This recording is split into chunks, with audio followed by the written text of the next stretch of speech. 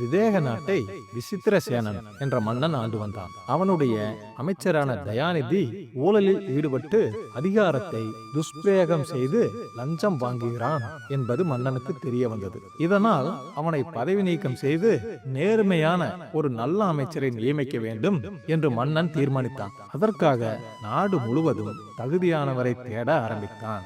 அவ்வாறு ஊராக சென்று விசாரித்த போது ஒரு கிராமத்தில் குருகுலம் நடத்தி வரும் ஞானசேகரர் என்பவரை பற்றி மக்கள் மிகவும் நல்ல விதமாக பேசுவதை கேட்டான். அவர் அறிவும் நேர்மையும் கொண்டவர், பொது நலன் நினைப்பவர் என்று அனைவரும் கூறினார். உடனே மன்னன் அவருக்கு ஒரு கடிதம் எழுதி தலைநகருக்கு வந்து தன்னை சந்திக்குமாறு வேண்டினார். கடிதத்தை படித்த ஞானசேகரர் ஆச்சரியமடைந்தாலும் மன்னன் அழைத்திருப்பதால் மறுக்காமல் தலைநகருக்கு சென்றார். மன்னன் அவரை வரவேற்று அமைச்சராக நியமிக்க விருப்பம் இருப்பதாக தெரிவித்தான். அதற்கு ஞானசேகரர் பணிவுடன், அரசே, நான் என் குருகுலத்தை நடத்தி வருவதிலேயே முழு திருப்தி அடைகிறேன். அரசியலில் ஈடுபடவும் அமைச்சராகவும் இருக்க எனக்கு விருப்பமில்லை. தயவு செய்து என்னை என் பணியை தொடர அனுமதியுங்கள் என்றார். அதற்கு விசித்திரசேனன், நீங்கள் பதவியை விரும்பாதவர் என்பதை கண்டிப்பாக அறிந்தேன். அதனால்தான் உங்களை நாடினேன். தற்போதைய அமைச்சர் தயாநிதி ஊழல் செய்தவன் என்று மக்கள் மத்தியில் பெயர் பெற்றுவிட்டான். அவனை அகற்றினால்தான் நாட்டில் அமைதி நிலவும். அவன் அதிகாரத்தை பயன்படுத்தி மக்களை அச்சுறுத்தி செல்வம் சேர்த்து கொண்டிருக்கிறான். அவனுக்கு பல அதிகாரிகளும் துணை போயுள்ளனர். இவை அனைத்தையும் சரி செய்ய உங்களது சேவை நாட்டிற்கு தேவை. பொதுநலனை கருதி இந்த பதவியை நீங்கள் ஏற்க வேண்டும் என்று வேண்டிக் கொண்டான். நண்பர்களே, உங்களுக்கு கடவுள் நம்பிக்கை இருந்தால் ஓம் நமச்சிவாயா என்ற மந்திர சொல்லை கமெண்டில் பதிவு செய்யவும். மன்னனின் வார்த்தைகளில் நாட்டின் நலன் இருப்பதை உணர்ந்த ஞானசேகரர் இறுதியில் அமைச்சர் பதவியை ஏற்றுக்கொண்டார். ஞானசேகரர் அமைச்சராக நியமிக்கப்பட்டதும் தயாநிதி உடனடியாக பதவி நீக்கம் செய்யப்பட்டான். இது நடக்கும் என முன்பே தெரிந்திருந்ததால் தான் ஊழலுக்கான சாட்சிகளை அளித்திருப்பான் என்று அவன் மனதிற்குள் கலங்கினான். பதவியேற்ற உடனே ஞானசேகரர் தயாநிதி செய்த ஊழல்களை ஆராய விசாரணை நடத்த உத்தரவிட்டார். விசாரணையில் தயாநிதியிடம் விளக்கம் கேட்டபோது, தவறுகள் நடந்தது உண்மைதான், ஆனால் நான் நிரபராதி. என் கீழ் பணிபுரிந்த அதிகாரிகளை நம்பி மோசம் போய்விட்டேன். உண்மையான குற்றவாளிகள் அவர்கள்தான் என்று கூறினான். இந்த பதிலை கேட்ட ஞானசேகரர் ஆச்சரியப்படவில்லை. ஏனெனில் ஊழல் செய்தவர்கள் பெரும்பாலும் தங்களை நிரபராதிகளாகவும் குற்றத்தை மற்றவர்களின் மேல் சுமத்துவதும் வழக்கமே என்பதை அவர் அறிந்திருந்தார். ஆகவே தயாநிதியின் கீழ் பணிபுரிந்த அதிகாரிகளை விசாரிக்க முடிவு செய்தார். தயாநிதியின் கீழ் நேரடியாக வேலை செய்த 100 அதிகாரிகளையும் அவர் அழைத்து விசாரித்தார். அவர்கள் அனைவரும், நாங்கள் எதையும் சுயமாக செய்யவில்லை, எல்லாம் தயாநிதியின் கட்டளைப்படியே நடந்தது என்று கூறினார். அதற்கு ஞானசேகரர், அவன் இவ்வாறு செய்ய சொன்னான் என்பதற்கு சாட்சிகள் உள்ளனவா என்று கேட்டார்.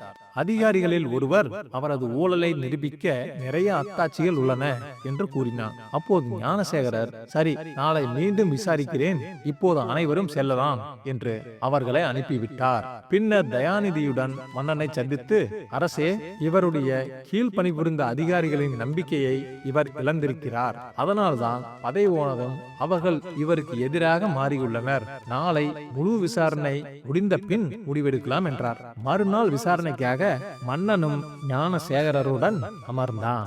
ஞானசேகரர் அதிகாரிகளை ஒருவருக்கொருவராக தனி அறைக்குள் அழைத்து விசாரித்தார். முதலில் வந்த அதிகாரியிடம், தயாநிதி அமைச்சராக இருந்தபோது அவனை பற்றி உனக்கு என்ன தெரியும் என்று கேட்டார். அந்த அதிகாரி தயாநிதியின் தீய குணங்களை வரிசையாக சொன்னான். பின்னர் அவனிடம் ஏதாவது நல்ல குணம் உண்டா என்று ஞானசேகரர் கேட்டார். அதற்கு எனக்கு தெரியவில்லை என்றான். அவனை அனுப்பிவிட்டு மற்றவர்களிடமும் அதே கேள்வியை கேட்டார். 90 அதிகாரிகள் தயாநிதியிடம் எந்த நற்குணமும் இல்லை என்று கூறினார். 10 அதிகாரிகள் மட்டும் அவனிடம் சில நல்ல குணங்களும் நிர்வாக திறமையும் இருப்பதாக சொன்னார்கள். நண்பர்களே, இந்த வீடியோக்கு நீங்க இன்னும் லைக் கமெண்ட் பண்ணவில்லை என்றால் ஒரு லைக் கமெண்ட் பண்ணுங்க. எல்லா விசாரணையும் முடிந்த பின் ஞானசேகரர் மன்னனிடம் நற்குணங்களையும் நல்லதை உணரும் மனதையும் கொண்ட அந்த 10 அதிகாரிகளை மட்டும் பணியில் வைத்துக் கொள்ளுங்கள், மீதமுள்ள 90 பேர்களையும் பணி நீக்கம் செய்யுங்கள் என்று கூறினார். மேலும் தயாநிதியை சிறைச்சாலையில் கைதிகளை பராமரிக்கும் அதிகாரியாக நியமிக்க வேண்டும். என்று ஆலோசனை வழங்கினார். இதை கேட்ட மன்னன், இவ்வளவு ஊழல் செய்தவனுக்கு புது பதவியா, அவனை தண்டிக்க வேண்டாமா என்று கேட்டான்.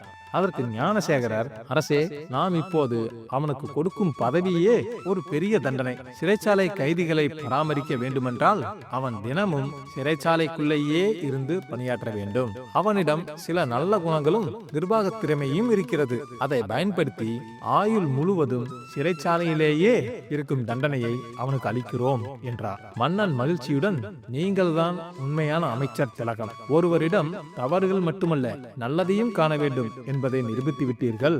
உங்கள் ஆலோசனைப்படி நடக்கிறேன் என்றான். அதன் பின் மன்னன் ஞானசேகரின் அறிவுரைகளை பின்பற்றி நீதியுடனும் நேர்மையுடனும் ஆட்சி செய்து நாட்டை நல்ல பாதையில் நடத்தினான். இன்னும் நிறைய கதைகளை பார்க்கலாம். மனோகரன் என்பவன் ஒரு மாபெரும் பணக்காரன். அவனிடம் செல்வம் கொளித்தாலும் அவனது உடல்நலம் மட்டும் குன்றியே இருந்தது. என்ன மருந்து சாப்பிட்டாலும் அவனது உடல்நிலை முன்னேறவில்லை. இதனால் அவன் எப்போதும் கவலையுடனேயே இருந்தான். அப்போது அவனது நண்பன் வைத்தியநாதன் தன் ஊரிலிருந்து மனோகரனை காண வந்தான். நண்பனின் சோர்வான நிலையை பார்த்த வைத்தியநாதன், மனோகரா, எப்படி இருக்கிறாய்? சைக்கியம்தானே என்று நலம் விசாரித்தான். மனோகரன் வருத்தத்துடன், வைத்தி, எனக்கு உடம்பே சரியில்லை, நீதான் சிறந்த வைத்தியராயிற்றே, எனக்காவது ஏதாவது மருந்து கொடுத்து குணப்படுத்து என்று வேண்டினான். அதற்கு வைத்தியநாதன், சரி, நீ தினமும் என்னென்ன செய்கிறாய் என்று சொல் என கேட்டான். மனோகரன் தன் அன்றாட பழக்கத்தை சொன்னான். தினமும் காலையில் எழுந்து கடமைகளை முடிப்பேன், பல் துளக்கி குளித்துவிட்டு ஏதாவது சிற்றுண்டி சாப்பிடுவேன், பிறகு கணக்க வாக்குகளை கவனிப்பேன், இடையில் ஒரு முறை பலரசம் அருந்துவேன், உச்சி வேலைக்கு சாப்பிடுவேன், பிறகு களைப்பு தீரச் சற்று படுத்து தூங்குவேன், ஒரு தூக்கம் போட்டு எழுந்து நில விவகாரங்களை என் தந்தையுடன் விவாதிப்பேன், பிறகு மாலை சிற்றுண்டி, அதன் பிறகு ஊர் விவகாரம் பற்றி தெரிந்து கொள்வேன், இரவு சாப்பாட்டை முடித்துவிட்டு படுக்கும் முன் பழங்களும் பாலும் சாப்பிடுவேன். இதுதான் என் தினசரி வழக்கம். இதை கேட்ட வைத்தியநாதன், மனோகரனின் உடல்நிலை சரியாக வேண்டுமானால் மனக்கவலையை தீர்ப்பதோடு இடமாற்றமும் அவசியம் என்பதை புரிந்து கொண்டான். நீ ஒரு மாதம் என் ஊருக்கு வந்து தங்கு, உன் உடம்பு சரியாகிவிடும் என்றான். தந்தையின் அனுமதி பெற்ற மனோகரன் வைத்தியநாதன் ஊருக்கு சென்றான். அந்த ஊரில் மக்கள் அனைவரும் வசதியாக வாழ்ந்தார்கள். அங்கு மாலை நேரங்களில் கலை நிகழ்ச்சிகள் நடக்கும். மனோகரன் தினமும் அந்த நிகழ்ச்சிகளை கண்டு மகிழ்ந்தான். ஒரு நாள் வைத்தியநாதன் அவனிடம், இங்குள்ள காற்று உனக்கு பிடித்து விட்டது போலிருக்கிறது. நேற்று நான் ஒரு சாதுவை கண்டேன். அவர் ஒரு மூலிகை வேரை பற்றி சொன்னார். அந்த வேரை நோயாளி தன் கையாலேயே பருத்தி சாப்பிட்டால் எந்த நோயும் பறந்து போகும் என்றார். அந்த வேர் மலைக்கு நடுவே உள்ள காட்டில் உள்ளது. நாளை நாம் அங்கு செல்லலாம் என்றார்.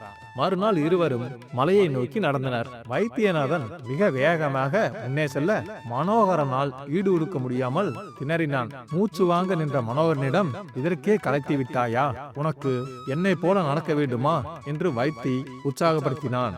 மனோகரனும் வேரை பறிக்க வேண்டும் என்ற ஆசையில் வேகமாக நடந்தான். காட்டின் ஒரு பகுதியில் ஒரு செடியை காட்டி, இதுதான் அந்த மூலிகை என்றான் வைத்தியநாதன். மனோகரன் தன் கையாலேயே அந்த வேரை பிடுங்கி சுத்தப்படுத்தி சாப்பிட்டான். பிறகு இருவரும் ஊர் திரும்பும் வழியில் மனோகரனுக்கு கடும் பசி எடுத்தது. வைத்தி, எனக்கு பசிக்கிறது, ஏதாவது சாப்பிட்டால்தான் மேற்கொண்டு நடக்க முடியும் என்றான். வைத்தியநாதன் அவனை ஒரு மலைவாழ் மக்களின் தலைவன் வீட்டுக்கு அழைத்துச் சென்றான். அந்த தலைவன் அவர்களுக்கு ஒரு தட்டில் சோளச்சோறு கொண்டு வந்து கொடுத்தான். கடும் பசியில் இருந்த மனோகரனுக்கு அது மிக ருசியாக இருந்தது. வயிறார சாப்பிட்டு விட்டு சிறிது நேரம் அங்கேயே நிம்மதியாக தூங்கினான். சிறிது நேரம் கழித்து விழித்த மனோகரன், அந்த வேர் நல்ல மருந்துதான், என் உடலில் ஒரு புதிய உற்சாகத்தை ஏற்படுத்தியுள்ளது என்றான். அப்போது வைத்தியநாதன் சிரித்துக் கொண்டே உண்மையை சொன்னான். மனோகரா, உன் உடல் இப்போது தேறிவிட்டது. உன் உடல்நிலை சரியாக மூலிகை வேர் மட்டும் காரணமல்ல. நீ பசி எடுத்த பின் சாப்பிட்டதும், நீண்ட தூரம் நடந்ததும், மலை ஏறியதுமே உண்மையான மருந்து. இனிமேல் பசி எடுத்த பின்பே சாப்பிடு. உடல் வேர்க்க உழைக்க வேண்டும். மனம் மகிழ அவ்வப்போது கலை நிகழ்ச்சிகளை கண்டுகளிக்க வேண்டும். இதை செய்தாலே உடல் நலம் தானாக வரும். உண்மையை புரிந்து கொண்ட மனோகரன் தன் ஊருக்கு திரும்பினான். அன்று முதல் உடல் உழைப்பையும் முறையான உணவு பழக்கத்தையும் கடைபிடித்தான். அதன் பின் அவனுக்கு எந்த நோயும் வரவில்லை. இன்னும் நிறைய கதையில பார்க்கலாம் நண்பர்களே. அடுத்து அந்த வலதோரத்துல இருக்கிற கட்டத்துல ஒரு சூப்பரான கதை இருக்கு, அதையும் தொட்டு பார்த்துருங்க. இன்னும் நிறைய கதையில பார்க்கலாம். லைக் பண்ணுங்க, கமெண்ட் பண்ணுங்க, ஷேர் பண்ணுங்க, மறக்காம நம்ம சேனலை சப்ஸ்கிரைப் பண்ணிருங்க. நன்றி நண்பர்களே.